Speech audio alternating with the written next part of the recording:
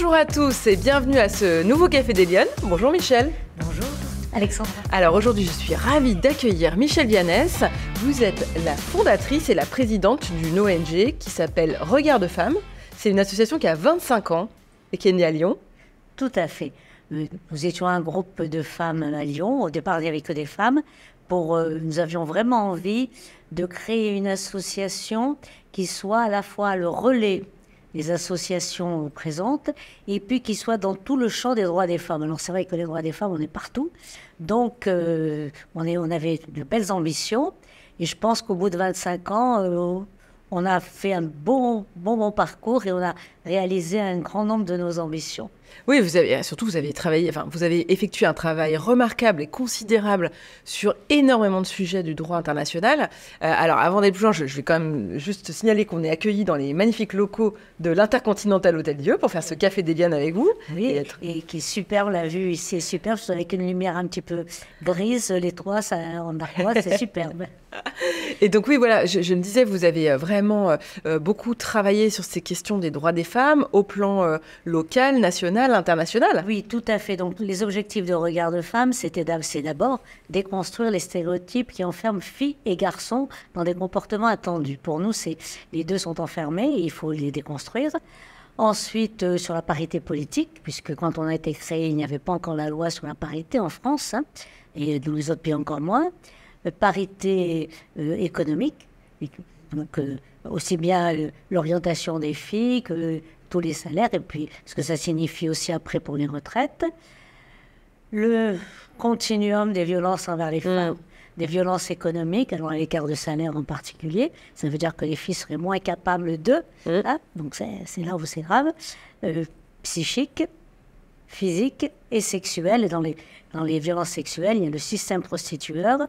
Et on n'en parlait pas encore lorsqu'on l'avait créé, mais c'est toujours dans le même esprit. C'est l'exploitation du corps des femmes, la GP1, ce qu'on appelle la gestation par autrui, ou la maternité de substitution, ça dépend si on prend la version anglaise ou le sigle neutre. Et tout de suite, nous avons décidé, nous étions convaincus qu'il fallait que nous soyons en solidarité avec les femmes de France, d'Europe et du monde.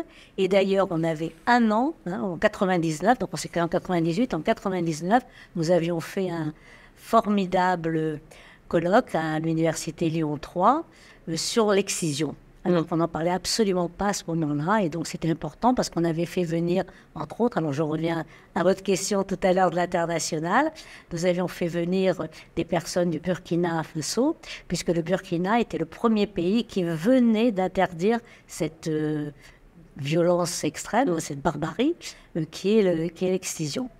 Oui, moi, ce qui m'a beaucoup plu dans vos travaux, c'est que vous osez vous attaquer à tous les sujets, il n'y a pas de tabou. Alors.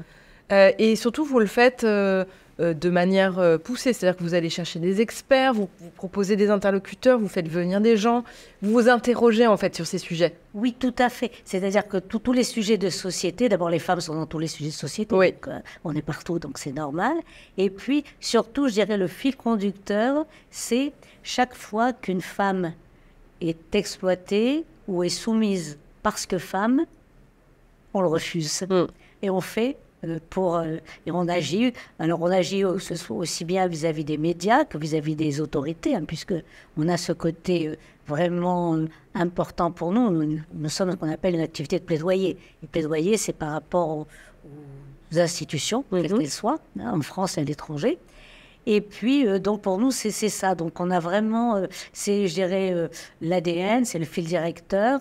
Et évidemment, chaque fois qu'on s'oppose à des violences qui existent depuis des millénaires, eh bien, on a toujours des réactions fortes. Et puis souvent, je veux dire, vraiment, souvent, nous nous attaquons à des groupes qui ont énormément de moyens financiers, que ce soit les groupes proxénètes, que ce soit ceux qui s'occupent, la maternité de substitution, ça rapporte des milliards, carrément. Ou bien des intégrismes religieux, où là aussi il y a beaucoup d'argent et beaucoup de pouvoir. Donc c'est on y va. Alors, je vous pose la question, mais si ça fait 25 ans, ça veut dire que la situation, elle n'a pas évolué, la situation des femmes? Alors, il y a des avancées très fortes dans beaucoup de domaines, et je dirais partout dans le monde, mais il y a des tentatives de régression, c'est-à-dire qu'en face, le mur, il est là. Hein. Alors, on parle beaucoup de plafond de verre, mais moi, je parle aussi de plancher de glu, parce qu'il faut qu'on puisse décoller dans le plafond. Et puis, il y a ces obstacles, ces murs, et c'est des murs qui sont dans la tête. Hein, c'est les fameux stéréotypes dont je vous parlais, notre premier objectif. C'est Einstein qui disait qu'il est plus facile de fissurer l'atome que de fissurer un stéréotype. Et là, on peut lui donner raison, parce qu'on a tous des stéréotypes, et sexuels en particulier. Alors, Michel, est-ce que j'ose vous poser la question? Est-ce que vous êtes une femme engagée? Et ça veut dire quoi pour vous, l'engagement? Je suis une femme engagée, je ne pourrais pas dire l'inverse. Mais pour moi, l'engagement, c'est d'avoir des convictions, de les défendre, d'écouter aussi les autres pour essayer ensemble d'avancer. Hein, parce que et puis, et surtout, ne pas... Enfin, parce que je dirais le chiffon rouge, c'est quand on me dit que ça a toujours existé. Voilà, ça c'est pas possible. Donc, toujours... pour moi, c'est vraiment, quand je parlais de conviction, c'est ça. Et puis, surtout, de bien de voir... quand il y a un problème, c'est de voir quels sont les différents intérêts, quels sont les différents aspects de la question, d'essayer de se faire une opinion, et puis ensuite, alors là, de se battre et de donner d'essayer par tous les moyens, de frapper à toutes les portes et d'aller jusqu'au bout des combats. Expliquez-nous comment il se traduit au quotidien cet engagement, parce que vous faites mille et une choses. Vous avez des chroniques dans des radios, vous êtes invité à l'ONU sur des commissions de travail, vous vous exprimez dans des conférences, vous avez votre propre programme à vous de conférences, de cycles, de cafés, débats, etc. Comment il se traduit cet engagement au quotidien? C'est énorme. Il se traduit, j'ai tendance à dire que je travaille 48 heures sur 24. Oui, c'est ça. Mais non, j'exagère un peu, mais à peine. Donc, mais je dirais que quand on a vraiment des convictions chevillées au corps, on arrive à faire. Et puis, je dirais qu'il y a des liens entre tout ça. On ne sait pas... Tout est convergent. D'ailleurs, pour nos 25 ans, on a fait un recueil sur les actions de regard de femmes. Et pour toutes les thématiques, sur 10 thématiques, en fin de compte, fondamentales de regard de femmes. Et on a mis ça sous forme d'un puzzle. Et toutes les pièces s'emboîtent. Et c'est bien ça, parce que quand on avance d'un côté, bien, ça fait avancer aussi, ça fait bouger tout le reste. Voilà. Et puis surtout, ne jamais s'avouer battu. On continue jusqu'à ce qu'on obtienne ce qu'on veut. Et ça vous vient d'où, ce sens de l'engagement? Parce que ça occupe toute votre vie aujourd'hui. Aujourd'hui, oui, pratiquement. Mais là, si vous voulez, c'est des convictions profondes que j'ai toujours eues. J'ai toujours été convaincue. Je n'ai jamais supporté la moindre injustice. Et puis, je n'ai jamais supporté qu'on considère que les femmes seraient inférieures, ou qu'elles n'auraient pas les mêmes droits, ou qu'elles ne pourraient pas parce que femmes, etc. Donc, et tout ceci fait que les convictions, et pourquoi est-ce que je continue à les avoir? Parce que nous avons des victoires. Et des victoires pas personnelles, des victoires pour les femmes. Et peut-être, je ne sais pas, je peux vous en citer comme ça une anecdote. Ouais. Je vais citer une anecdote. Alors, vous savez que vous ne savez pas, depuis 2010-2011, nous nous sommes lancés dans un combat et dans des actions extrêmement importantes lorsque nous avons appris que, je dirais, 3 enfants sur 5 ne sont pas déclarés à la naissance. Ce qui fait que vous avez tous les ans environ 60 millions d'enfants qui naissent, qui n'ont pas de déclaration de naissance, donc qui n'ont aucun droit, aucune existence, mais qui sont à la merci de tous les trafics. Et là, on est tombé un petit peu par hasard dans les années 2010-2012, quand on travaillait sur les droits des filles en particulier, et sur l'éducation des filles, on s'apercevait pourquoi elles n'avaient pas. Donc, on s'est battu pour cette question, et quand on s'est battu là-dessus, on a commencé avec ONU Femmes, puisque on voulait mettre ceci à l'agenda des droits des femmes, parce qu'on a bien vu que les études de l'UNICEF montraient que c'était lorsque les femmes n'avaient pas la capacité, soit légale, elles n'avaient pas le droit de déclarer. Il y a encore une dizaine de pays où on n'a pas le droit, les femmes n'ont pas le droit de déclarer leurs enfants à la naissance.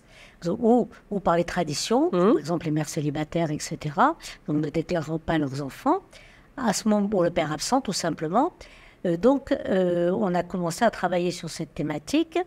Et puis, en 2013, on a vraiment mis le paquet, surtout qu'il y avait les discussions pour... vous savez, on parle beaucoup d'objectifs 2030. Hein. Oui, tout à fait. Alors, c'est les objectifs de développement durable 2015-2030. Et nous, ce sur quoi on voulait vraiment, enfin, se battre à l'ONU, puisqu'on parlait de ce qu'on faisait à l'ONU, c'est que dans les objectifs de 2030, il y ait bien l'état civil, l'inscription à l'état civil de tous les enfants. D'accord. Je ne vous dis pas, je passais largement pour obtenir cette ligne. On a obtenu en effet que dans l'objectif 16.9, il est écrit que d'ici 2030, tous les pays doivent déclarer tous leurs enfants. Nous, on voulait que ce soit une déclaration obligatoire, laïque, etc. Mais on a déjà obtenu cette ligne. Une fois qu'on a obtenu cette ligne, il a fallu se battre après pour la faire avancer. Et alors je reviens à mon anecdote, mais il fallait que je donne le contexte. Le contexte, bien sûr. Donc, et nous avons donc mis, comme je l'ai dit, sur l'agenda les droits des femmes.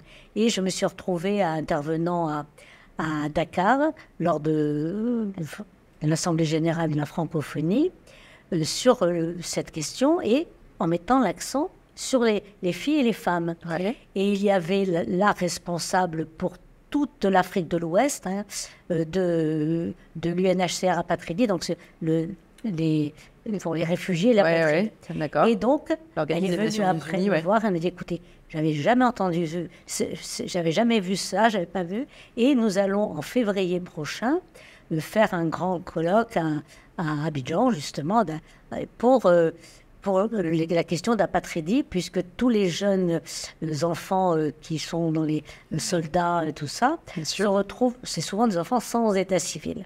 Je dis, très bien, donc j'y vais, je fais mon intervention, et puis après, vous savez, il y a toujours un cocktail, et il y avait le ministre de la Justice de Côte d'Ivoire. On discute comme ça, il me dit, qu'est-ce que vous êtes là, pourquoi? Enfin, je lui dis, il me dit, qu'est-ce que vous faites? Et je lui ai dit, écoutez, j'ai pris vraiment, je ne comprends pas comment un pays comme le vôtre, avec qui a un développement pareil, et vous ne connaissez même pas l'État, combien d'enfants vous avez, combien d'enfants il y a dans votre pays, comment est-ce possible? Alors, il me regarde d'un air de dire, toujours. Il dit, oui, mais qu'est-ce que vous voulez, comment on peut faire? Je dis, écoutez, c'est très simple, faites comme je sais d'un pays. Quand les enfants arrivent à l'école, s'ils n'ont pas été déclarés, ça se passe à l'école, on va leur faire un jugement supplétif. Il me regarde. Alors, il est en train de boire, ça va tout arrêter. Il me regarde, il me dit, mais c'est une excellente idée, ça. Envoyez-moi un courrier, on va voir ce qu'on peut faire. Bien évidemment, dès que je rentre en France, je lui envoie un courrier. Et bon, je vais le faire bref après, mais la ministre de l'Éducation que je connaissais, donc elle était rentrée dans l'affaire, le ministre de l'Intérieur, c'est l'état civil, et la loi a été votée. Ah oui, incroyable. Et il y a eu plusieurs millions d'enfants en Côte d'Ivoire qui ont eu un jugement supplétif comme ça. Donc voilà. Donc, la petite anecdote, donc le travail est immense, mais oui, vous arrivez à pas de fourmi, mais quand même à placer des choses importantes. Oui, on arrive à placer. Donc c'est pour ça que je vous dis là, voilà. Mais alors, Michel, est-ce que vous pensez qu'aujourd'hui, si on revient à la situation en France, est-ce que vous trouvez que les femmes, elles sont suffisamment présentes dans le débat public? Est-ce qu'on les entend vraiment? Est-ce que c'est un vrai sujet, cette histoire de place des femmes? Ou est-ce que c'est une vue de l'esprit et qu'en fait, on... Oui, alors je dirais que c'est un vrai sujet et avec... une volonté ou de manière, stéréotypée sans se rendre compte, on montre dans les médias les femmes les plus caricaturales. Parce que ça, quand à un certain moment, il y a une dizaine d'années, on montrait que les voilées. Toutes les autres femmes de confession ou d'origine musulmane qui travaillaient, qui réussissaient, jamais on ne les montrait pas parce qu'elles étaient... trop assimilée. On a dit à une de mes amies qui dirigeait une belle entreprise et qui avait fait une très belle réussite, mais là, elle passait pas à la télé, c'était pas intéressant. Vous avez la même chose aujourd'hui avec un certain nombre de néo-féministes qui, en fin de compte, ne sont pas féministes, parce que le féminisme, je crois que c'est important de le rappeler, le fait d'être féministe, c'est agir pour l'égalité en droit, devoir et dignité des femmes et des hommes. C'est pas... et dans tous les champs. Or, tous ces néo-féminismes, elles ne sont pas pour toutes les femmes où qu'elles soient, c'est leur petit groupe. Elles sont tribales, carrément, c'est la tribu, le groupe, le parti politique, la couleur, l'ethnie, et puis ça se rétrécit, alors que le féminisme, c'est quelque chose au contraire d'ouvert, et le premier objet, ce sont les droits des femmes. Or, de ces néo-féministes, c'est d'abord leur parti, et tout ça vient des États-Unis, où il y a eu le black féminisme, et où on considérait qu'on ne pouvait pas critiquer un homme noir. Ça, c'était pas possible. Par contre, les blancs, on pouvait le faire, ou les autres ethnies, on pouvait le faire. Donc, si vous voulez, et c'est là où c'est dangereux. Puis alors, plus elles vont dire des choses énormes, plus on les passe, puisqu'on passe en boucle. Et lorsque vous avez des problèmes énormes, je pense à ce qui vient d'arriver à cette gamine à Lyon qui a été agressée parce qu'elle avait osé enfin porter plainte contre un garçon qui l'avait agressé sexuellement. Et là, on voit bien que ça, on n'en parle pas. Et puis, vous allez dans les journaux, vous dites « Ah, mais pourquoi les féministes ne parlent pas ?» Il faut peut-être interroger mais celles qui parlent. C'est ça. C'est ça. En fait, on mélange un petit peu tout et c'est ce qui explique... Parce que les féministes dont vous parlez, les néo-féministes, effectivement, elles choisissent leur sujet et elles en évitent certains. Elles choisissent leur sujet, elles en évitent certains. Et quand elles disent nous toutes, et quand dans leurs manifestations, il n'y a que leur groupe, et que les femmes qui luttent contre le système prostitueur, qui est la violence la plus fondamentale contre toutes les femmes, pas que contre les personnes en situation de prostitution. Parce que le système prostitueur, ça veut dire que si on paye, on peut acheter une femme. C'est ça. Donc toutes les femmes sont achetables. Et ça nous concerne toutes. Hein, voilà. Et la solidarité avec les personnes en situation de prostitution nous concerne aussi toutes. Donc c'est un petit peu dans cet esprit. Et là, justement, elles refusent qu'il y ait des panneaux pour la pénalisation des clients, parce que s'il n'y avait pas de clients, il n'y aurait pas de prostitution. Exactement. Voilà, c'est quand même une règle simple. Et donc elles vont soutenir les réseaux proxénètes, elles vont soutenir les clients, et soi-disant soutenant les femmes en situation de prostitution. Non, elles ne les soutiennent pas du tout, elles les enfoncent encore, puisqu'elles disent que c'est normal ce qui leur arrive, de pas choisir. Mais ça veut dire que selon vous, aujourd'hui, si les femmes ne sont pas assez présentes dans le débat public, c'est parce que celles qui y sont confisquent la parole des autres. En quelque sorte, elles confisquent la parole des autres, mais on donne la parole qu'à celles-ci. Les autres, très peu.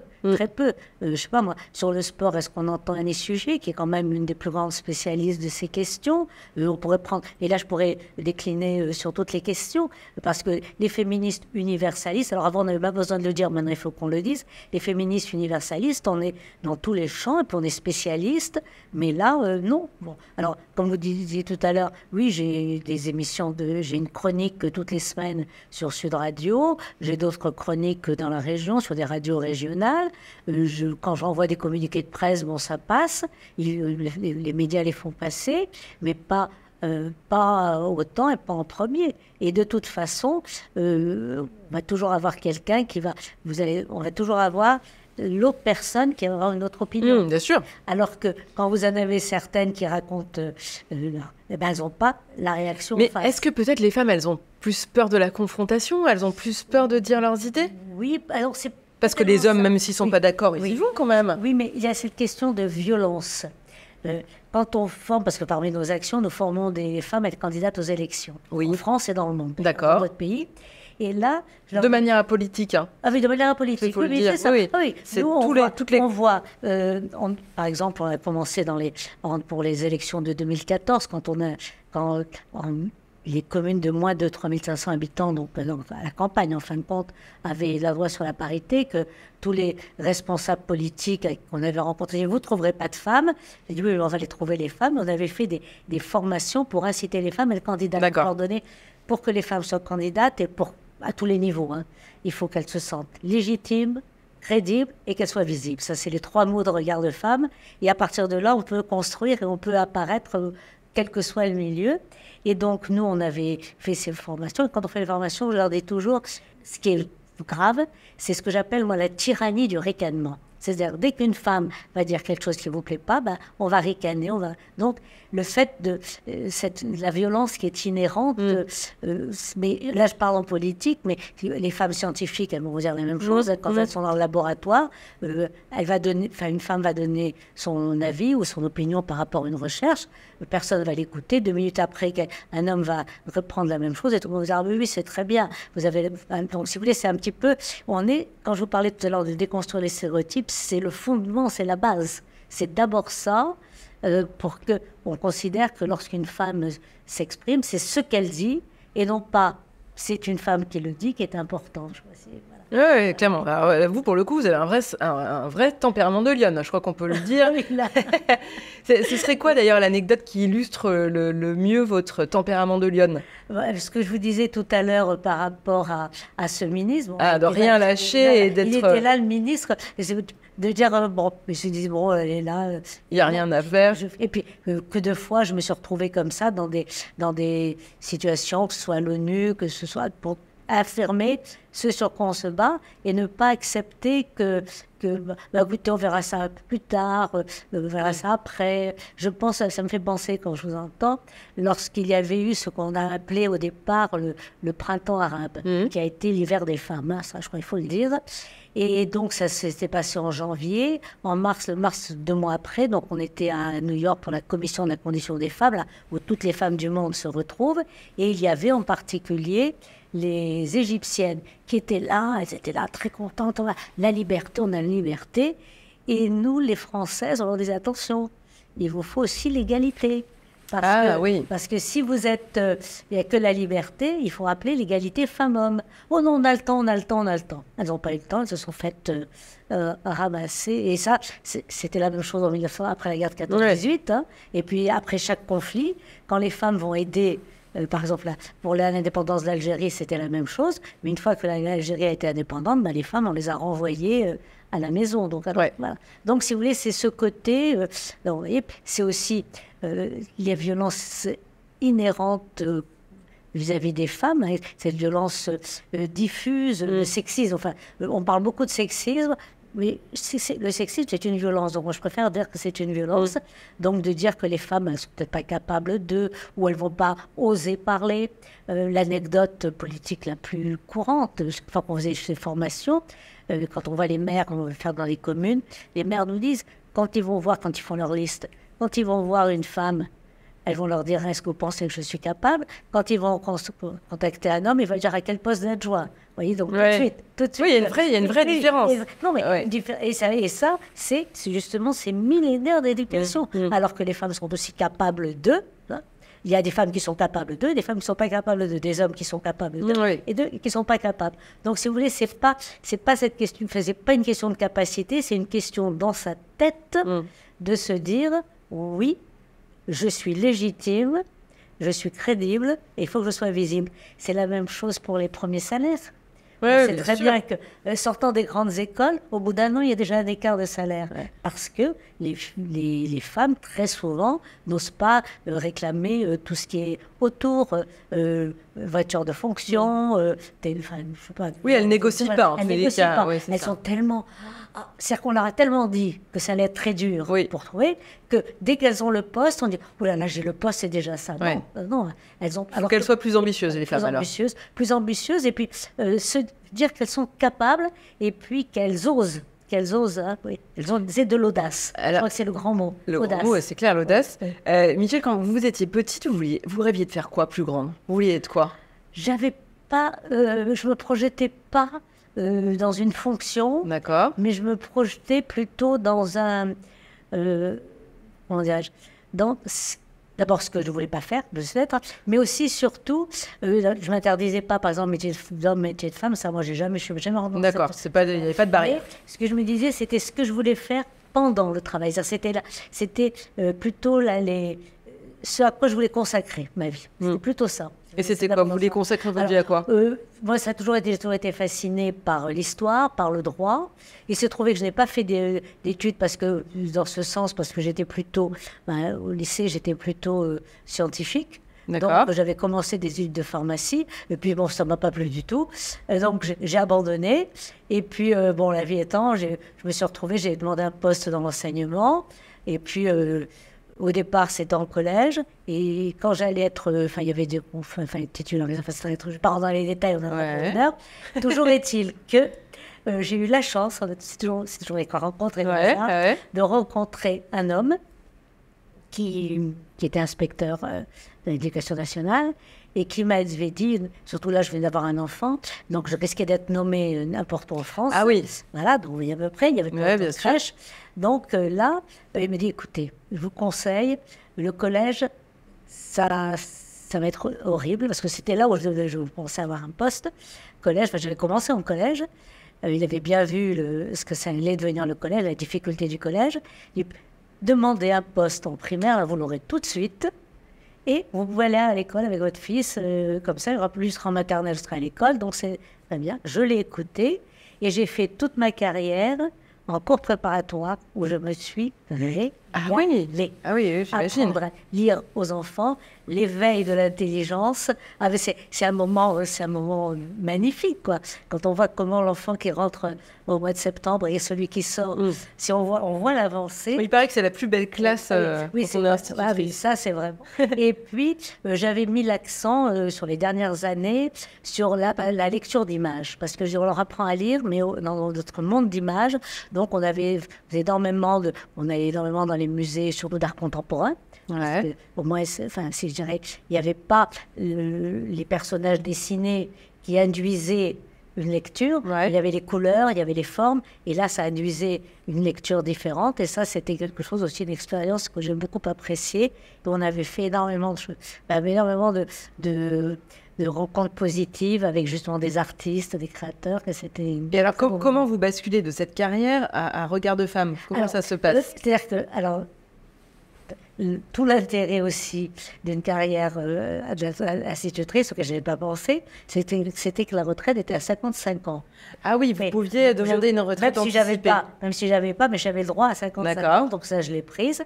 Et donc, j'étais déjà impliquée dans Regard de femme. D'accord. Et donc, j'ai pu, à ce moment-là, avoir beaucoup plus d'importance et de consacrer mon temps. Et alors, les associations, et là, toutes les responsables d'associations vous le diront, il n'y a rien de plus chronovore qu'une association. Oui, c'est clair. Donc, et puis, au fur et à mesure où on a avancé sur des combats difficiles, hein, sur le voilement, la loi sur le voile, on était aux premières loges. Moi, j'avais écrit un voile sur la République, puis après, j'avais écrit un autre livre un peu... Enfin, un voile sur la République, c'est un essai qui parle de... On parle de toutes les religions des origines, pour montrer d'où vient cette oppression des femmes. Je parle de là. Et puis jusqu'à aujourd'hui, c'était en 2004 qu'il est sorti. Il est sorti juste le jour où la loi sur les signes ostentatoires à l'école ont été votée. C'était chez Stock. Il est toujours de parfaite actualité. Et puis à la suite de cet ouvrage, je me suis retrouvée dans des salons du livre, rencontrant des personnes, et puis voilà, avec énormément de témoignages qui me sont arrivés, particulier de jeunes filles, puisqu'à ce moment-là, j'étais aussi la première marraine de Ni pute ni soumise. D'accord. Et je pense à une phrase de groupe de jeunes filles qui m'ont dit « Michel, nous, on lâche notre langue et toi, tu lâches ta plume ». Et donc, c'est un pamphlet qui s'appelle « Les islamistes en manœuvre, silence on manipule ». Alors, à partir de là... je ne peux pas vous dire tout ce que j'ai pu subir comme attaque, voilà, qui perdure d'ailleurs. Hein. De temps en temps, on les ressort. Et puis, c'est pas grave, parce que ce qui est important, c'est ce qu'on a dans la tête et ce qu'on fait. Mais ça veut dire que vous avez, contrairement à beaucoup de femmes qui disent souffrir du syndrome de l'imposteur ou de ne pas se sentir légitime pour faire, vous êtes jamais dit... Ah non. Non, vous êtes dit, moi j'ai des trucs à dire, j'y vais. Le syndrome de l'imposteur, non. C'est vrai? D'accord. Voilà. J'ai sûrement d'autres blocages comme tout le monde, mais là, comment dirais-je, c'est une question de conviction. Oui. Donc, lorsque je me suis fait une conviction sur une question, par exemple, aujourd'hui, la question sur laquelle on travaille énormément, c'est la question des enfants transidentifiés, avec tout ce que subissent ces enfants. Donc, alors, comme je disais, en 99, on a fait un colloque sur l'excision. Et nous, maintenant en France, les médecins, tout ça, donne des traitements, des bloqueurs de puberté. Qu'est-ce que ça fait chez les gamines, chez les jeunes filles? Eh bien, comme ça bloque la puberté, comme je l'ai dit, ça empêche le développement particulier des organes génitaux, mais le clitoris devient très gros. Et donc, elle souffre tout le temps. Et donc, ça, il ne faut pas dire. Parce que là, du coup, on serait transphobe. Voilà. Alors qu'on est là pour la protection de nos gamines. Donc, c'est pour ça qu'on a, si vous voulez, il y a ce côté... une fois que... Enfin, j'ai bien vu ce qui se passait. Enfin, j'ai étudié un certain nombre de constats faits par des médecins d'un peu tous les pays, d'ailleurs. Et je me dis, non, là, c'est pas possible. De toute façon, quand on entend ces gamines... Enfin, ces personnes qui ont transitionné, qui après se rendent compte qu'ils ont fait, qui détransitionnent ensuite, et qui vous disent, moi j'étais homosexuelle, et puis, enfin j'étais lesbienne, et on m'a dit que j'étais un garçon, parce que c'est ça ce qui se passe. Hein. Il n'y a rien de plus homophobe que les trans, puisque dès que vous avez des adolescents qui disent qu'ils sont attirés par une personne du même sexe, quand ils vont chercher sur Internet, TikTok et compagnie, la première réponse qu'ils ont, c'est que tu es né dans le mauvais sexe, si tu es attiré par quelqu'un du même sexe. Du même sexe que toi, ouais. Donc ça veut dire qu'on est... Oui, c'est une autre façon d'aborder, bien sûr. En fin de compte, ils sont homophobes. On sait que sur aujourd'hui en France, mais il y a eu des études qui ont été très poussées en Grande-Bretagne, aux États-Unis, il y en a une qui vient de sortir. Il y a parmi les adolescentes, et c'est pour ça que je parle pour les jeunes filles, certaines parlent d'un féminicide social pour les filles, parce que ça se multiplie comme ça, avec des traitements, c'est les traitements sur lesquels on demande parce qu'après tout, le sexe va changer. Oui, bien sûr, oui. Et l'âge auquel on fait des traitements aux mineurs. Hein, c'est ça qui est important, et les traitements irréversibles. Et là, donc il y a un tiers de personnes qui sont attirées par les personnes du même sexe.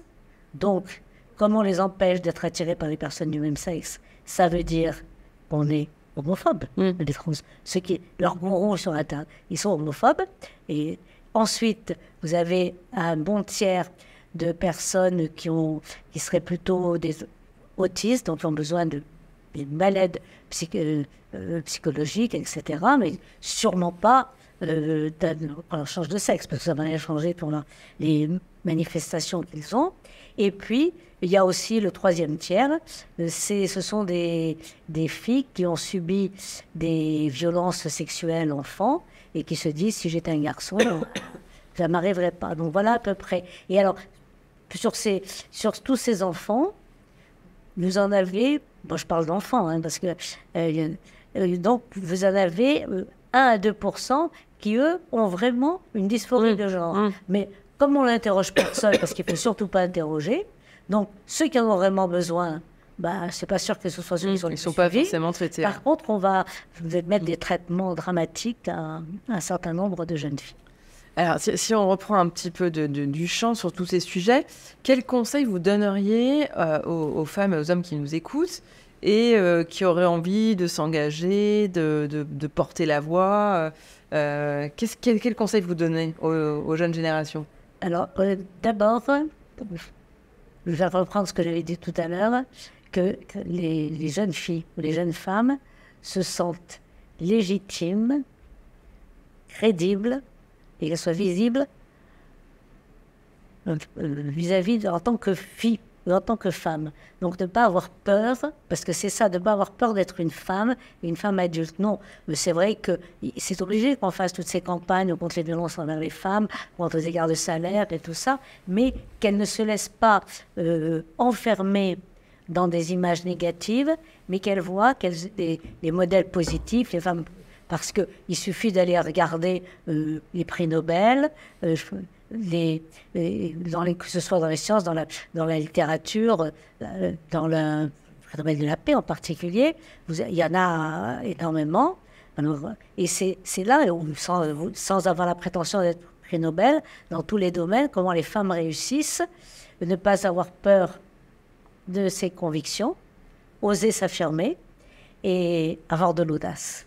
Et Michel, dernière question de l'émission. Si vous aviez une baguette magique, quelles mesures vous prendriez, vous, pour que les femmes soient plus présentes dans le débat public, soient plus visibles justement, et qu'elles aient plus de place dans ce débat public? Qu'elles connaissent le droit et qu'elles connaissent les lois qui sont, pour lesquelles on s'est battu. Pour le débat public, je crois qu'il y a la loi sur la parité.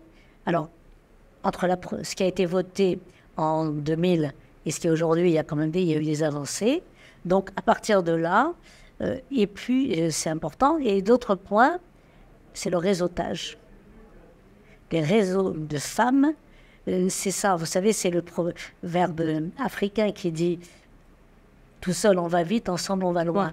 C'est ça, ça vraiment change tout important. pour vous. Oui, c'est d'avoir une équipe, d'avoir des personnes sur lesquelles on peut compter, sur lesquelles s'appuyer et foncer.